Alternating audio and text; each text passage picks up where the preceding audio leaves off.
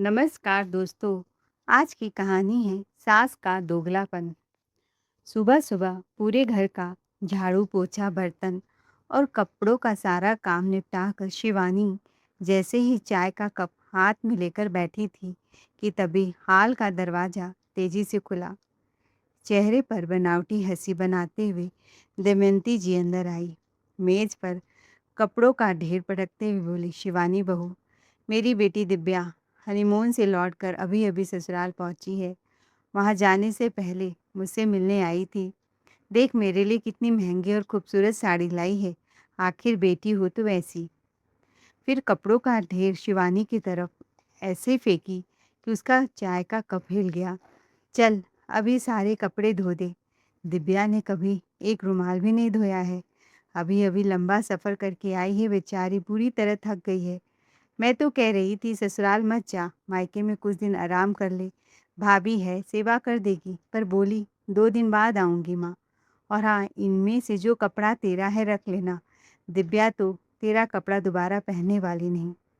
दमयंती जी तेज आवाज में बोली, अरे बहू, मैं तुझसे इन कपड़ों को धोने के लिए कह रही हूँ और तू कहाँ जाने की तैयारी कर रही है? पहले मेरे लिए गरम गरम नाश्ता बना, सुबह से भूख लगी है। शिवानी धीरे से बोली, मम्मी जी, नाश्ता बना है, आप लेकर खा लेना, लेकिन उससे पहले मुझे दीदी के ससुराल जाना होगा। दमयंती जी भाव चढ़ाते ही बोली, क्यों, ऐसी कौन सी आफत आ गई? शिवानी कपड़ों का ढेर दिखाते हुए बोली, आफत नहीं मम्मी जी, ये देखिए दीदी ने मेरे कपड़ों का जो हाल किया है, उसे देखकर तो यही लगता है कि उन्हें किसी चीज का कदर ही नहीं। सत्यानाश कर दिया मेरे सामानों का। ये सारे कपड़े मेरे मायके वालों की निशानी है। और एक बात साफ साफ सुन लीजिए, मैं दीदी की धोबी नहीं हूँ कि वह अपने सारे गंदे कपड़े मेरे मुंह पर पटक कर चली जाए और मैं चुपचाप सब धुलती रहूं। नहीं, मैंने लॉन्ड्री खोला है अपने घर में। जब दीदी हनीमून पर जा रही थी, तब आपके कहने पर मैंने अपने कपड़े, अपनी चांदी की पायल और सोने के इयररिंग्स भरोसे से उन्हें दिए थे। अब अपने कपड़े की दुर्दशा देख लिया है, कहीं ऐसा न हो कि लापरवाही में उनका भी वही हाल कर दें। मुझे अपने पायल और इयररिंग्स अभी चाहिए। मुझे कपड़ों के पैसे भी चाहिए। शिवानी बिना एक पल रुके दिव्या के ससुराल पहुंच गई। दरवाजे की घंटी बजते ही दिव्या मुस्कुराते हुए बाहर आई, लेकिन शिवानी को सामने देखकर उसके चेहरे की मुस्कान पल भर में गायब हो गई। दिव्या हैरानी से बोली, अरे भाभी, आप यहाँ? सब ठीक तो है? शिवानी बोली, सब ठीक होता तो मैं यहाँ क्यों आती दीदी? मैं अपनी अमानत लेने आई हूँ। दिव्या हैरानी से बोली, कैसी अमानत? मुझे कुछ समझ नहीं आ रहा है। शिवानी बोली, समझ तो आपको बहुत अच्छी तरह आ रहा है। मेरी चांदी की पायल और सोने की बालियाँ सब आपके पास हैं। कपड़ों का जो हाल आपने किया है, वह देखकर तो दिल दुख गया। अब बाकी का सामान भी वही हाल होने से पहले मैं उसे वापस लेने आई हूँ। दिव्या का चेहरा उतर गया। उसने इधर-उधर नजरें चुराई। दिव्या घबराकर धीमी आवाज में बोली, भाभी प्लीज़, यहाँ तमाशा मत बनाइए। यह मेरा ससुराल है। अगर आपने ऐसे ही हंगामा किया तो मेरी इज्जत मिट्टी में मिल जाएगी। अभी मेरे सास ससुर मंदिर गए हैं। अगर उन्होंने आपको यहाँ देख लिया सामान मांगते हुए ना, तो जाने क्या सोचेंगे। जाइए यहाँ से। तभी पीछे से दमयंती जी भी वहाँ पहुँच गईं। अरे बहू, घर की इज्जत बचाना तो सीख, यह कैसी बदतमीजी है। वह बहू और बेटी दोनों को लेकर अपने घर पहुँची। जैसे ही दिव्या अंदर आई, शिवानी बोली, दीदी चुपचाप मेरी चांदी की पायल और सोने की बालियाँ, इयररिंग्स उतार दीजिए। यह मेरी अमानत है, कोई तोहफा नहीं जिसे हमेशा के लिए अपना समझ लिया जाए। शिवानी का बदला हुआ तेवर देखकर दिव्या के चेहरे का रंग उड़ गया। घबराई हुई आवाज में बोली, भाभी, आप ये कैसी बातें कर रही हैं? यह पायल तो मुझे माँ ने दी थी। शिवानी ने बिना झिझक जवाब दिया, हाँ दीदी, माँ जी ने आपको पहनने के लिए दी थी, लेकिन यह पायल मेरी है। उधार की चीज पर अपना हक नहीं जताया जाता, इसलिए बिना बहस किए इसे उतार दीजिए। इतने में दमयंती जी का गुस्सा फूट पड़ा। तुम्हारे माँ बाप ने तुम्हें यही संस्कार दिए हैं? माँ जी, मेरे बाप माँ-बाप ने मुझे इतने अच्छे संस्कार दिए हैं कि मैं आज भी बड़ों का सम्मान करना जानती हूँ। लेकिन उन्होंने यह भी सिखाया है कि अपना हक कभी किसी के डर से नहीं छोड़ना चाहिए। कभी-कभी समझ नहीं आता कि मैं किस भाषा में समझाऊँ कि किसी की अमानत पर कब्ज़ा करना संस्कार नहीं, लालच कहलाता है। शिवानी के मुँह से ये सब निकलते ही दमयंती जी का गुस्सा 7वें आसमान पर पहुँच गया। वह चीख उठी, "बहू, आज तूने मेरी परवरिश पर उँगली उठाने की हिम्मत कैसे की? अब तुझे तेरी औकात याद दिलानी पड़ेगी।" लेकिन इस बार शिवानी भी चुप रहने वालों में से नहीं थी। अब सच सामने आए बिना यह मामला रुकने वाला नहीं। शिवानी ने कहा, "माँ जी, समझ नहीं आता मैं किस शब्द में कहूँ कि आपको कैसे संस्कार मिले हैं। मेरे ही सामान पर डाका डाला गया।" बस शिवानी के मुँह से इतना निकलना था कि पूरे घर का माहौल मानो बारूद के ढेर पर चिंगारी गिरने जैसा हो गया। देवंती जी बोली, "बहू, तेरी इतनी हिम्मत कि तू मुझ पर सवाल उठाए। आज तो तूने सारी हदें पार कर दी।" उधर दिव्या भी चिल्लाकर बोली, "भाभी, लगता है आपने सचमुच लाज शर्म को ताक पर रख दिया है। बोलने से पहले एक बार भी नहीं सोचा कि आप माँ से कैसी भाषा में बात कर रही हैं। रिश्तों की कोई मर्यादा है भी या नहीं आपकी नज़रों में?" वह उँगली उठाते बोली, "मैंने सपने में भी नहीं सोचा था कि आप इतनी गिर सकती हैं। सिर्फ एक पायल और एक जोड़ी इयररिंग्स के लिए आप माँ को चोर कह रही हैं। मतलब मुझे भी चोर साबित कर रही हैं और मेरे ससुराल तक पहुँच गई। दीदी, मैंने किसी को चोर नहीं कहा।" फिर उसकी आंखें नम हो गई। "और रही बात रिश्तों की मर्यादा की, तो कृपया मुझे मत सिखाइए। शादी से पहले मैं हर रिश्ते को दिल से निभाती थी, हर बड़े का सम्मान करती थी। मेरी आंखों में शर्म भी थी, लिहाज भी था और अपनों के लिए बेहिसाब प्यार भी। लेकिन इस घर की बहू बनते ही पता नहीं क्या हो गया। कभी मुझे बदतमीज कहा गया, कभी बेशर्म, कभी नालायक, तो कभी एहसान फरामोश। हर गलती का ठिकरा मेरे सिर फोड़ा गया। आज जब पहली बार अपने हक की बात की तो मैं सबकी नज़रों में सबसे बुरी औरत बन गई। अब मैं चुप नहीं रहने वाली।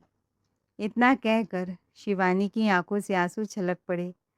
वह पलटी और तेज कदमों से अपने कमरे में चली गई। दमयंती जी बिल्कुल शांत बैठी थी।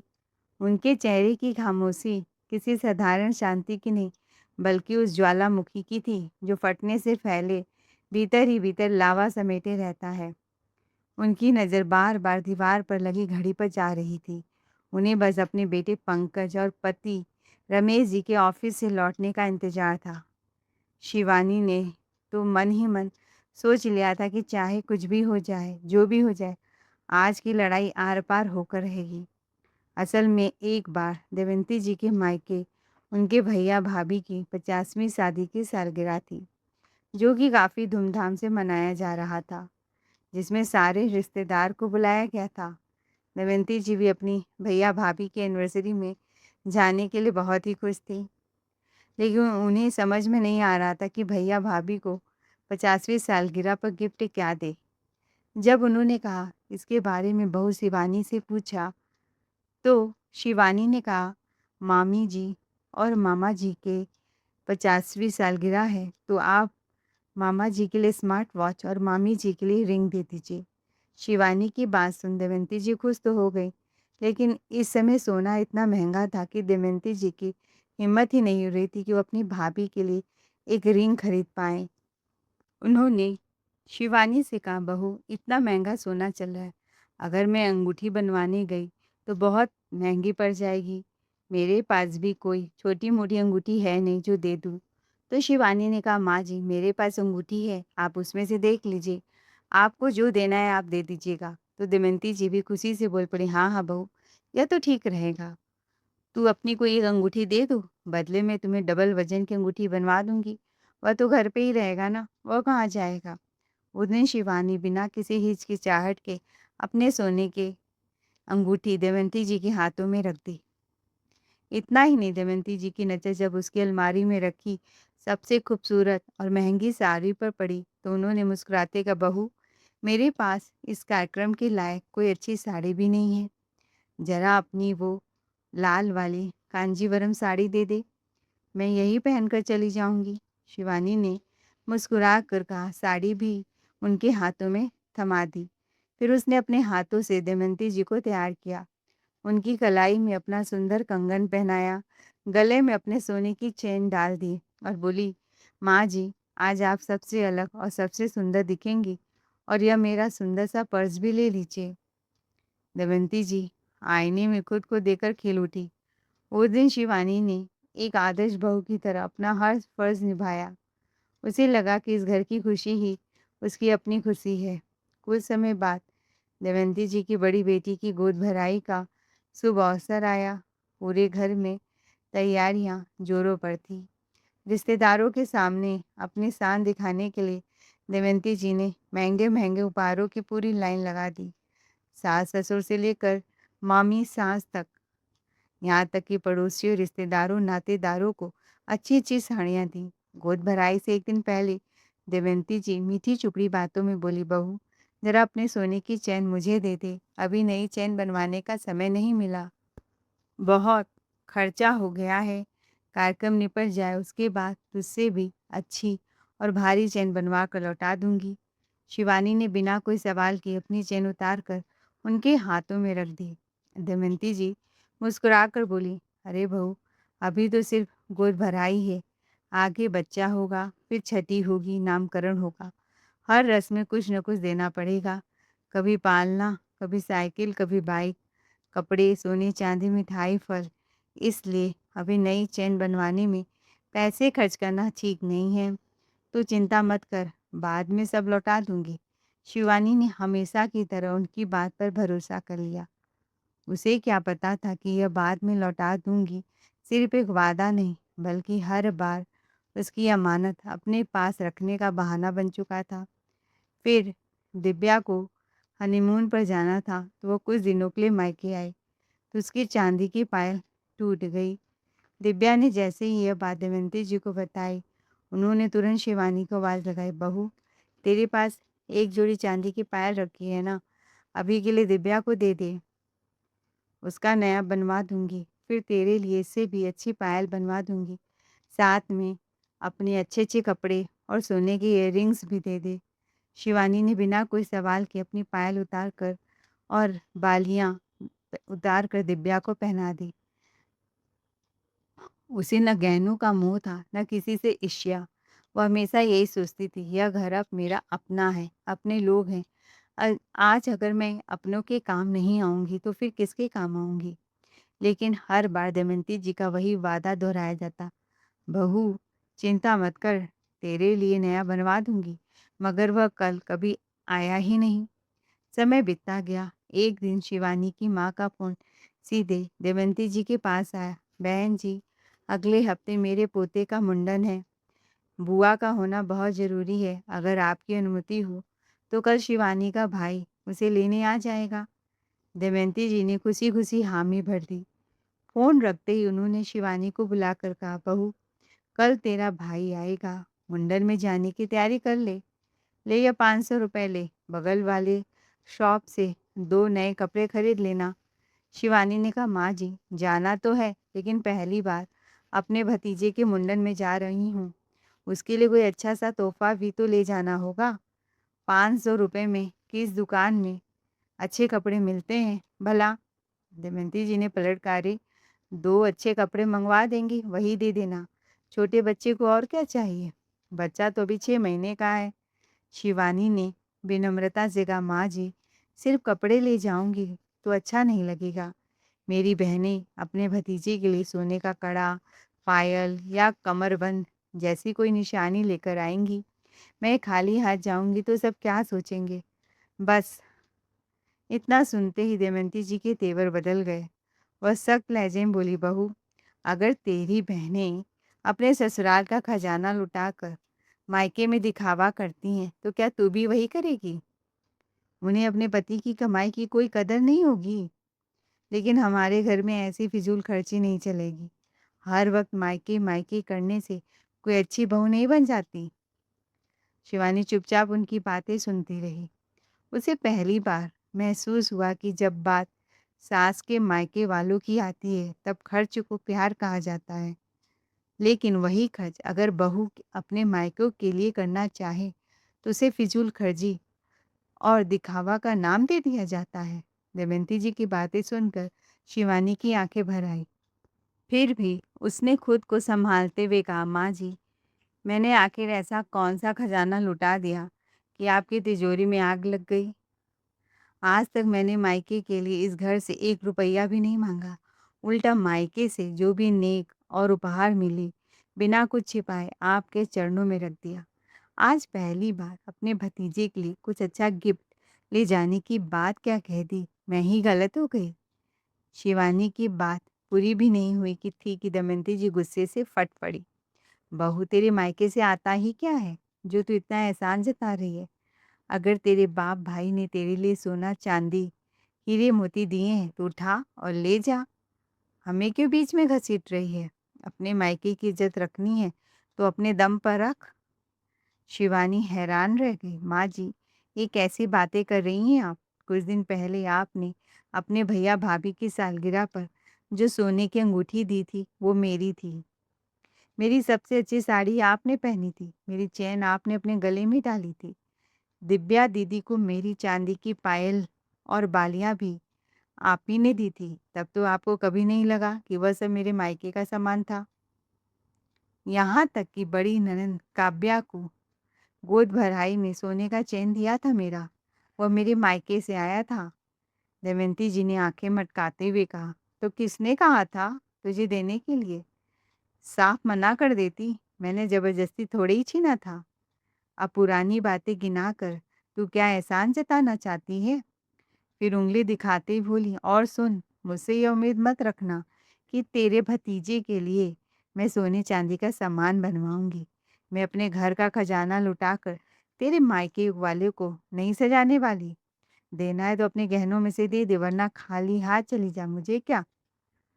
दमयंती जी की ये शब्द सुनकर शिवानी का सब्र जवाब दे गया। उसने पहली बार बिना डरे कहा, ठीक है माँ जी, अगर आज हिसाब की ही बात होगी तो वो पूरा हिसाब होगा।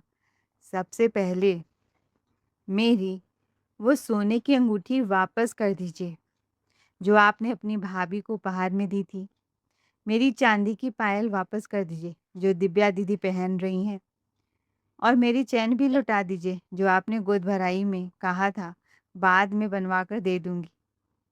शिवानी ने दमयंती जी की आंखों में देखते हुए कहा, आज आप कह रही हैं कि आपके मायके की इज्जत अपने मायके की इज्जत अपने दम पर रखो, तो पहले मेरी अमानत मुझे लौटा दीजिए जो मेरे मायके से आए थे। उसके बाद मैं भी अपने भतीजे की इज्जत अपने दम पर रख लूँगी। अब मुझे समझ आ गया कि अपना मान, अपना सम्मान और अपना हक इंसान को खुद ही बचाना पड़ता है। अगर मैं अपने ही गहनों में से कुछ बदल कर अपने भतीजे के लिए ले जाऊँ, तो इस घर का 1 रुपया भी खर्च नहीं होगा। इसीलिए पहले मेरी चांदी की पायल, मेरी इयररिंग्स, मेरी चैन अपनी बेटियों से और अंगूठी अपने भैया-भाभी से माँग कर मुझे वापस कर दीजिए। बस इतना सुनना था कि पूरे घर में मानो भूचाल आ गया। जैसे-तैसे शाम हुई। किसी ने सुबह से खाने का एक निवाला भी नहीं खाया था। शाम को दमयंती जी और दिव्या गुस्से से बौखलाई हुई ड्राइंग रूम में इधर-उधर घूम रही थी। दोनों की नज़र बार-बार दरवाजे पर टिक जाती। कुछ देर बाद पंकज और उनके पिता रमेश जी ऑफिस से घर लौटे। पंकज ने मुस्कुराते हुए कहा, अरे सब लोग एक साथ बैठे हैं, इतना सन्नाटा है। अरे माँ देखो, आपके पसंद के गर्मा गर्म समोसे और जलेबी लाया हूँ। दमयंती जी गरज पड़ी, रख दे बेटा, आज समोसे का स्वाद न स्वाद है, न जलेबी की मिठास। जब घर की बहू ही जहर घोल दे तो चाशनी में डूबी मिठाई भी कड़वी लगने लगती है। पहले अपनी पत्नी के कारनामे सुन ले, फिर समझ आएगा कि आज इस घर में मिठाई नहीं, कड़वाहट बट रही है। यह सुनते ही दोनों हैरान रह गए। पंकज ने कहा, माँ क्या हुआ? आज घर का माहौल इतना भारी क्यों है? दमयंती जी गुस्से में फट पड़ी। मुझसे क्या पूछता है बेटा, जाकर अपनी पत्नी से पूछ। आज उसने क्या-क्या कांड किया है। इतनी बदतमीज बहू तो मैंने जिंदगी में नहीं देखी। उन्होंने दिव्या की ओर इशारा करते हुए कहा, तेरी बहन हनीमून पर जा रही थी। उसका पायल टूट गया तो तेरी पत्नी ने ही अपना पायल उसे पहनाया था। आज वही पायल उसके पैरों से उतरवाने पहुँच गए। उसके ससुराल और अपने कुछ ड्रेस दिए थे। उसके पैसे माँग रही है, कह रही है दीदी ने सारे ड्रेस खराब कर दिए। इतना ही नहीं, मुझसे कह रही थी कि अपनी भाभी को जो सोने की अंगूठी और बड़ी बेटी को जो सोने का चैन दिया था, उन्हें वापस लाकर दो। बो बोल बेटा, यही संस्कार लेकर आई है मायके से? पंकज अवाक रह गया। वो बोला, माँ, शिवानी ऐसी नहीं है। बिना किसी बड़ी वजह के वो इतनी बड़ी बात कभी नहीं कह सकती। पंकज की बात सुनते ही दमयंती जी और भड़क उठी। क्या मतलब? अब तुझे अपनी माँ झूठी लगने लगी? बुला अपनी पत्नी को। आज सबके सामने सच और झूठ का फैसला हो जाएगा। दूध का दूध होगा और पानी का पानी। शिवानी को बुलाया गया। पंकज ने पूछा, शिवानी, माँ जो कह रही, क्या सच में तुमने ऐसा कहा? शिवानी ने पहले पंकज फिर रमेश जी की ओर देखा, फिर कहा, पापा जी, पंकज जी, फैसला करने से पहले मेरी भी पूरी बात सुन लीजिए। पापा जी, कुछ महीने पहले माँ जी के बड़े भैया भाभी की शादी की 50वीं सालगिरह थी। माँ जी के सिर्फ एक बार कहने पर मैंने अपनी सोने की अंगूठी उन्हें दे दी, ताकि वह गर्व से अपनी भाभी को उपहार दे सके और मायके में उनका मान सम्मान बना रहे। यही नहीं, मेरी अलमारी से मेरी सबसे महंगी साड़ी भी माँ जी पहन कर गई। मैंने अपने हाथों से उन्हें तैयार किया, अपने गले की सोने की चैन पहनाई, अपने गहने पहनाए, ताकि 4 लोग उन्हें देख कर कहे कि वाह, बहन का कितना मान सम्मान है। उस दिन मैंने कभी यह नहीं सोचा कि यह मेरा है या उनका। मुझे लगा उनकी इज्जत ही मेरी इज्जत है। फिर जब दिव्या दीदी की चांदी की पायल टूट गई, तब भी मैंने बिना एक पल सोचे अपनी पायल उतारकर उन्हें पहना दी। अपनी इयररिंग्स, कपड़े भी दे दिए। कभी हिसाब नहीं मांगा, कभी एहसान नहीं जताया। यह देखिए, दीदी ने मेरे कपड़ों की क्या हालत कर दी। घूमने यह गई और मुझसे कहा गया कि ये कपड़े तुम धो दो। रमेश जी ने गुस्से से अपनी बेटी की तरफ देखा तो दिव्या की आंखें शर्म से नीचे झुक गई। शिवानी की आवाज़ भरा गई, लेकिन आज सिर्फ अपने छोटे से भतीजे के लिए एक छोटा-सा सोने या चांदी का तोहफ़ा माँग लिया, तो मुझे ताने सुनने पड़े। माँ जी अपने बूढ़े भैया-भाभी की सालगिरह पर सोने का उपहार दे सकती हैं, लेकिन क्या मैं अपने छोटे से भतीजे को आशीर्वाद की एक छोटी-सी निशानी भी नहीं दे सकती? काव्या दीदी की गोद भराई में लग रहा था पूरा बाज़ार ही खरीद कर दे दिया है, और जब मेरे भतीजे की बारी आई, तो माँ जी ने हाथ खड़े कर दिए। मेरी बाकी बहनें भी आएँगी, वे अपने-अपने भतीजे के लिए प्यार से कुछ न कुछ तोहफ़ा लेकर आएँगी। अगर मैं सिर्फ़ एक जोड़ी कपड़े लेकर पहुँचूँगी, तो सब यही समझेंगे कि ससुराल वालों ने मुझे इतना भी सम्मान नहीं दिया। न मैं वहाँ की रहूँगी, न यहाँ की। कहते हैं घर का जोगी जोगड़ा, आन गाँव का सिद्ध। आज मुझे वही महसूस कराया जा रहा है पापा जी। माँ जी ने साफ-साफ कह दिया कि मेरे मायके के लिए वो अपने घर में आग नहीं लगाएँगी। लेकिन जब उनके मायके की बात आई, तब मेरी अलमारी से मेरे गहने, जेवर, मेरी चैन, मेरी पायल सब बिना हिचक उनके काम आ गए। अगर मुझे पहले पता होता कि ज़रूरत पड़ने पर मुझे ही ताने सुनने पड़ेंगे, तो मैं अपना एक भी सामान किसी को कभी नहीं देती। आज मेरे पास कुछ बचा ही नहीं, इसलिए अपनी अमानत वापस माँग रही हूँ। पूरा घर खामोश हो गया। तभी अब तक चुप बैठे रमेश जी ने कहा, दमयंती, बहू ने कोई गलत बात नहीं कही। सच कड़वा ज़रूर होता है, लेकिन सच यही है, अगर तुमने उसका सामान लिया था, तो नया बनवाकर नहीं दिया, तो उसे अपना सामान वापस माँगने का पूरा हक है, अधिकार है। एक बात हमेशा याद रखना, जैसे तुम्हारा मायका है, वैसे ही बहू का भी मायका है। जैसे तुम अपने बूढ़े भैया-भाभी को उपहार दिया था, वैसे ही उसके भतीजे भी उसके अपने हैं, वह भी देगी। रिश्ते सिर्फ लेने से नहीं, देने से भी निभते हैं। गलती बहू की नहीं, तुम्हारी है। अगर तुम्हारा इरादा लौटाने का नहीं था, तो तुम्हें उसकी कोई चीज़ छूने का, लेने का हक भी नहीं था। अब तुमने उसका सामान लिया है, तो चाहे जितना महँगा, उसे वापस करके ही रहूँगी। फिर उन्होंने अंतिम फैसला अपनाया। कल सुबह बहू अपने मायके जाएगी, उससे पहले उसके भतीजे के लिए जो भी सोने या चांदी का सामान बहू पसंद करेगी वही खरीदा जाएगा। पैसों की चिंता मत करना, मैं दूँगा। याद रखो, ताली हमेशा 2 हाथों से बजती है। हर बार बहू ही गलत हो ये ज़रूरी नहीं। बहू, मैं तो कहता हूँ तुम अभी चलो। मेरे दोस्त का ज्वेलरी का सबसे बड़ा शोरूम खुला है। आज जो तुम्हें पसंद आए बिना किसी झिझक के चुन ले। रमेश जी ने सिर्फ भतीजे के लिए सोने की चेन नहीं खरीदी, बल्कि अब तक शिवानी ने जो-जो चीज़ें इस परिवार के लिए दी थी, उनसे भी बढ़िया और बाहरी गहने बनवाकर उसके हाथों में रख दिए। नई सोने की इयररिंग्स, पहले से भी भारी सोने की चेन, चांदी की पायल देखकर शिवानी की आंखें नम हो गई। रमेश जी ने प्यार से कहा, बेटी, किसी के त्याग की कीमत कभी कम नहीं आंकी जाती। देर हो सकती है लेकिन न्याय ज़रूर होना चाहिए।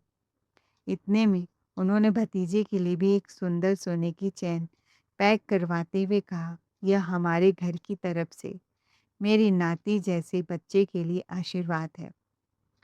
अब मेरी बहू अपने मायके पूरे सम्मान के साथ जाएगी। यह सब अपनी आंखों के सामने होता देखकर दमयंती जी सोफे पर चुपचाप बैठी रह गई। उनके मन में बस एक ही बात घूम रही थी, सोचा कुछ और था, हो गया कुछ और। बाजी तो पूरी की पूरी पलट गई। दमयंती जी के मन में ईर्ष्या की आग धधक उठी। जिस बहू को वो झुकाना चाहती थी, आज उसी का सम्मान पूरे परिवार के सामने कई गुना बढ़ गया था। दिव्या भी अंदर-अंदर जल भुनकर राख हो गई। उधर शिवानी की खुशी का कोई ठिकाना नहीं था। उसे गहनों से ज़्यादा इस बात की खुशी थी कि आज पहली बार किसी ने उसके त्याग की कद्र की, उसके आज सम्मान को समझा और उसे उसका अधिकार दिलाया। उसने मन ही मन रमेश जी को धन्यवाद दिया और मुस्कुराते हुए मायके की जाने की तैयारी करने लगी। दोस्तों, आपको हमारी आज की कहानी कैसी लगी? कमेंट करके ज़रूर बताएं। कहानी अच्छी लगी हो तो चैनल को लाइक, शेयर, सब्सक्राइब ज़रूर करें। Thanks for watching ARK voice.